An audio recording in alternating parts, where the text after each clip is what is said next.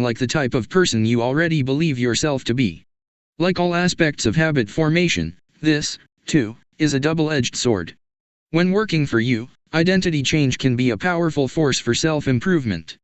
When working against you, though, identity change can be a curse. Once you have adopted an identity, it can be easy to let your allegiance to it impact your ability to change. Many people walk through life in a cognitive slumber, blindly following the norms attached to their identity. I'm terrible with directions. I'm not a morning person. I'm bad at remembering people's names. I'm always late. I'm not good with technology. I'm horrible at math. And 1,000 other variations. When you have repeated a story to yourself for years, it is easy to slide into these mental grooves and accept them as a fact. In time, you begin to resist certain actions because, that's not who I am. There is internal pressure to maintain your self-image and behave in a way that is consistent with your beliefs. You find whatever way you can to avoid contradicting yourself. The more deeply a thought or action is tied to your identity, the more difficult it is to change it. It can feel comfortable to believe what your culture believes, group identity, or to do what upholds your self-image, personal identity, even if it's wrong. The biggest barrier to positive change at any level, individual, team, society, is identity conflict. Good habits can make rational sense, but if they conflict with your identity, you will fail to put them into action. On any given day, you may struggle with your habits because you are too busy or too tired or too overwhelmed or hundreds of other reasons. Over the long run, however, the real reason you fail to stick with habits is that your self-image gets in the way. This is why you can't get too attached to one version of your identity. Progress requires unlearning. Becoming the best version of yourself requires you to continuously edit your beliefs, and to upgrade and expand your identity. This brings us to an important question: if your beliefs and worldview play such an important role in your behavior, where do they come from in the first place? How, exactly, is your identity formed? And how can you emphasize new aspects of your identity that serve you and gradually erase the pieces that hinder you? The two-step process to changing your identity. Your identity emerges out of your habits. You are not born with preset beliefs. Every belief, including those about yourself, is learned and conditioned through experience. More precisely, your habits are how you embody your identity. When you make your bed each day, you embody the identity of an organized person. When you write each day, you embody the identity of a creative person. When you train each day, you embody the identity of an athletic person. The more you repeat a behavior, the more you reinforce the identity associated with that behavior. In fact, the word identity was originally derived from the Latin words essentitas, which means being, and identidem, which means repeatedly. Your identity is literally your repeated beingness. Whatever your identity is right now, you only believe it because you have proof of it. If you go to church every Sunday for 20 years, you have evidence that you are religious. If you study biology for 1 hour every night, you have evidence that you are studious. If you go to the gym even when it's snowing, you have evidence that you are committed to fitness. The more evidence you have for a belief, the more strongly you will believe it. For most of my early life, I didn't consider myself a writer. If you were to ask any of my high school teachers or college professors, they would tell you I was an average writer at best, certainly not a standout. When I began my writing career, I published a new article every Monday and Thursday for the first few years. As the evidence grew, so did my identity as a writer. I didn't start out as a writer. I became one through my habits. Of course, your habits are not the only actions that influence your identity, but by virtue of their frequency they are usually the most important ones. Each experience in life modifies your self-image, but it's unlikely you would consider yourself a soccer player because you kicked a ball once or an artist because you scribbled a picture. As you repeat these actions, however, the evidence accumulates and your self-image begins to change. The effect of one-off experiences tends to fade away while the effect of habits gets reinforced with time, which means your habits contribute most of the evidence that shapes your identity. In this way, the process of building habits is actually the process of becoming yourself. This is a gradual evolution. We do not change by snapping our fingers and deciding to be someone entirely new. We change bit by bit, day by day, habit by habit. We are continually undergoing micro-evolutions of the self. Each habit is like a suggestion: hey, maybe this is who I am. If you finish a book, then perhaps you are the type of person who likes reading. If you go to the gym, then perhaps you are the type of person who likes exercise. If you practice playing the guitar, perhaps you are the type of person who likes music. Every action you take is a vote for the type of person you wish to become. No single instance will transform your beliefs, but as the votes build up, so does the evidence of your new identity. This is one reason why meaningful change does not require radical change. Small habits can make a meaningful difference by providing evidence of a new identity. And if a change is meaningful, it actually is big. That's the paradox of making small improvements. Putting this all together, you can see that habits are the path to changing your identity. The most practical way to change who you are is to change what you do. Each time you write a page, you are a writer. Each time you practice the violin, you are a musician. Each time you start a workout, you are an athlete. Each time you encourage your employees, you are a leader. Each habit not only gets results but also teaches you something far more important, to trust yourself. You start to believe you can actually accomplish these things. When the votes mount up and the evidence begins to change, the story you tell yourself begins to change as well. Of course, it works the opposite way, too. Every time you choose to perform a bad habit, it's a vote for that identity. The good news is that you don't need to be perfect. In any election, there are going to be votes for both sides. You don't need a unanimous vote to win an election, you just need a majority. It doesn't matter if you cast a few votes for a bad behavior or an unproductive habit.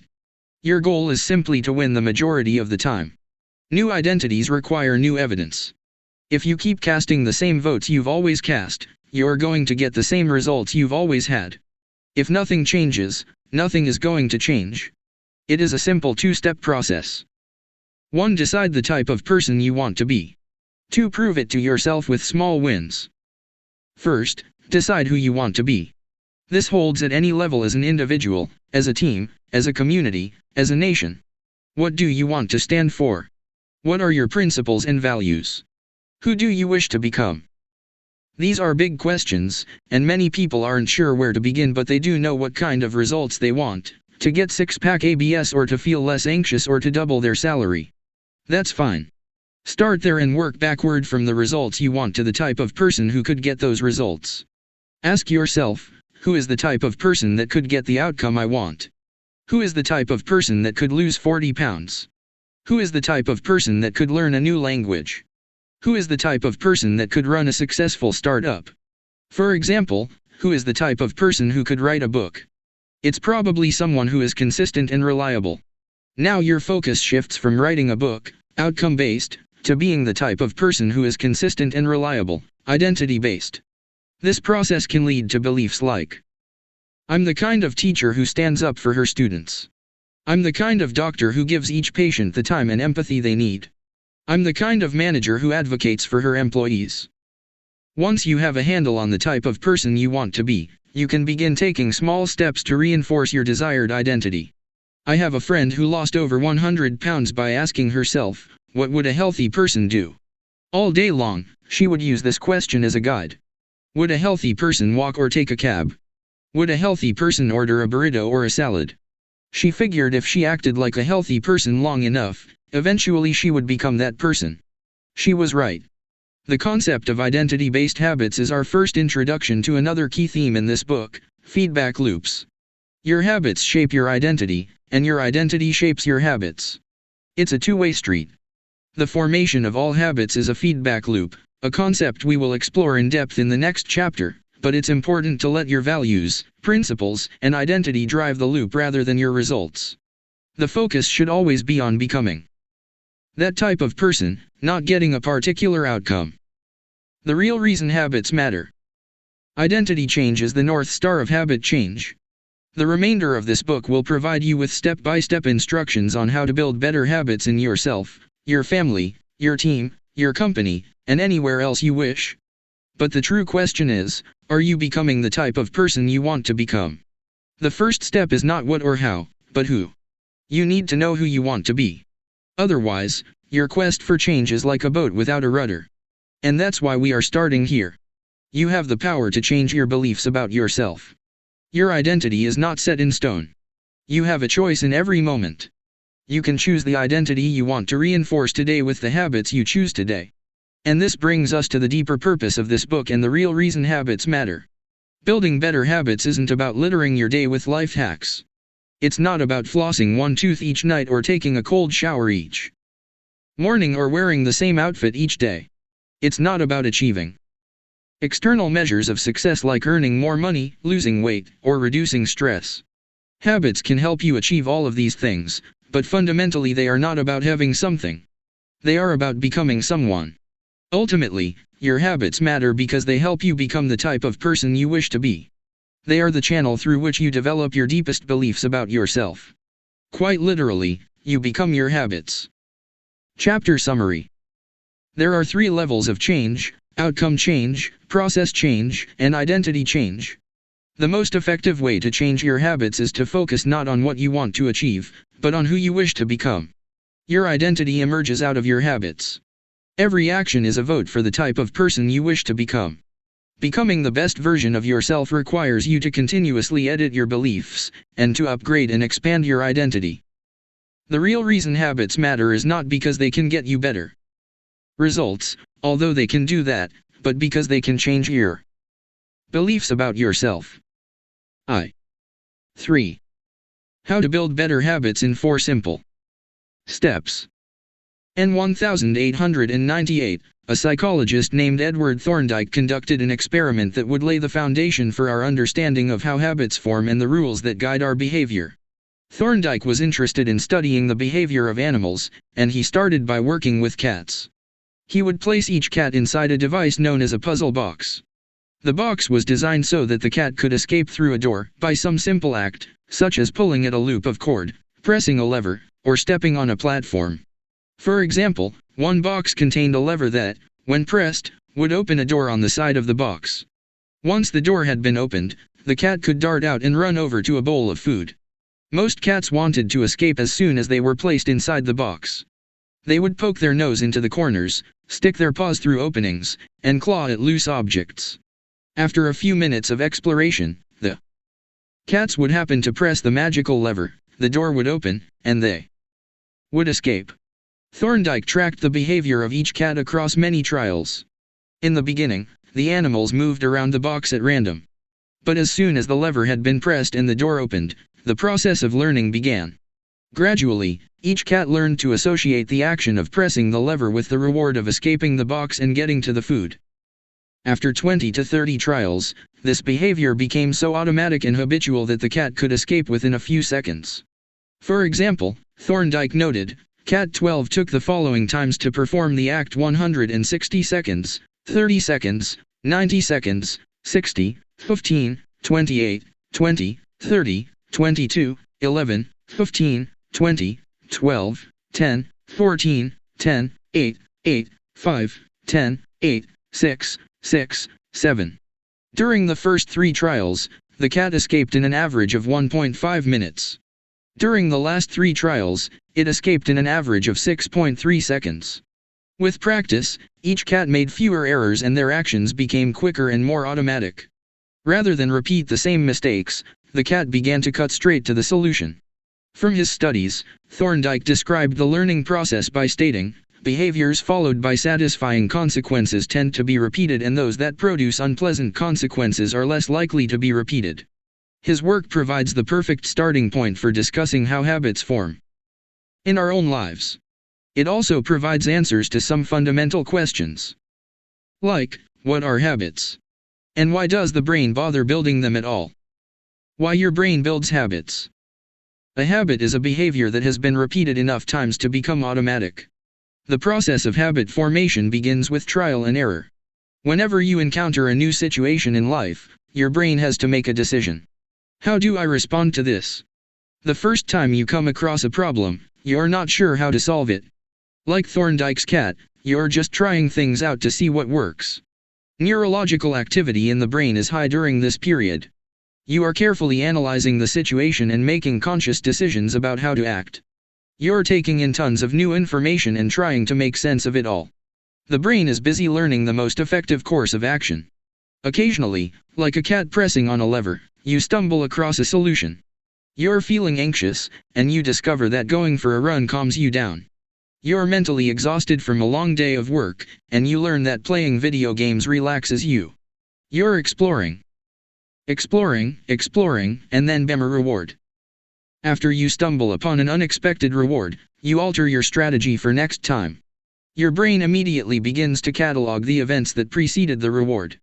Wait a minute, that felt good. What did I do right before that? This is the feedback loop behind all human behavior. Try, fail, learn, try differently. With practice, the useless movements fade away and the useful actions get reinforced. That's a habit forming. Whenever you face a problem repeatedly, your brain begins to automate the process of solving it. Your habits are just a series of automatic solutions that solve the problems and stresses you face regularly. As behavioral scientist Jason Hrha writes, habits are, simply, reliable solutions to recurring problems in our environment. As habits are created, the level of activity in the brain decreases. You learn to lock in on the cues that predict success and tune out everything else. When a similar situation arises in the future, you know exactly what to look for. There is no longer a need to analyze every angle of a situation. Your brain skips the process of trial and error and creates a mental rule: if this, then that. These cognitive scripts can be followed automatically whenever the situation is appropriate. Now, whenever you feel stressed, you get the itch to run. As soon as you walk in the door from work, you grab the video game controller. A choice that once required effort is now automatic. A habit has been created. Habits are mental shortcuts learned from experience. In a sense, a habit is just a memory of the steps you previously followed to solve a problem in the past. Whenever the conditions are right, you can draw on this memory and automatically apply the same solution. The primary reason the brain remembers the past is to better predict what will work in the future. Habit formation is incredibly useful because the conscious mind is the bottleneck of the brain. It can only pay attention to one problem at a time. As a result, your brain is always working to preserve your conscious attention for whatever task is most essential.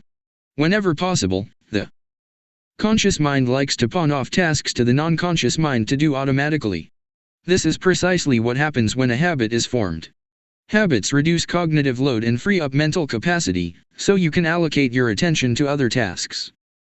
Despite their efficiency, some people still wonder about the benefits of habits. The argument goes like this: will habits make my life dull? I don't want to pigeonhole myself into a lifestyle I don't enjoy. Doesn't so much routine take away the vibrancy and spontaneity of life? Hardly. Such questions set up a false dichotomy. They make you think that you have to choose between building habits and attaining freedom. In reality, the two complement each other. Habits do not restrict freedom. They create it. In fact, the people who don't have their habits handled are often the ones with the least amount of freedom. Without good financial habits, you will always be struggling for the next dollar. Without good health habits, you will always seem to be short on energy. Without good learning habits, you will always feel like you are behind the curve. If you are always being forced to make decisions about simple tasks: when should I work out, where do I go to write, when do I pay the bills, then you have less time for freedom. It's only by making the fundamentals of life easier that you can create the mental space needed for free thinking and creativity. Conversely, when you have your habits dialed in and the basics of life are handled and done, your mind is free to focus on new challenges and master the next set of problems. Building habits in the present allows you to do more of what you want in the future. The science of how habits work. The process of building a habit can be divided into 4 simple steps: cue, craving, response, and reward. Breaking it down into these fundamental parts can help us understand what a habit is, how it works, and how to improve it. Figure 5. All habits proceed through 4 stages in the same order: cue, craving, response, and reward.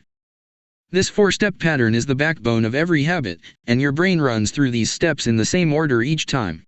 First, there is the cue. The cue triggers your brain to initiate a behavior. It is a bit of information that predicts a reward. Our prehistoric ancestors were paying attention to cues that signaled the location of primary rewards like food, water, and sex. Today, we spend most of our time learning cues that predict secondary rewards like money and fame, power and status, praise and approval, love and friendship, or a sense of personal satisfaction. Of course, These pursuits also indirectly improve our odds of survival and reproduction, which is the deeper motive behind everything we do. Your mind is continuously analyzing your internal and external environment for hints of where rewards are located. Because the cue is the first indication that we're close to a reward, it naturally leads to a craving.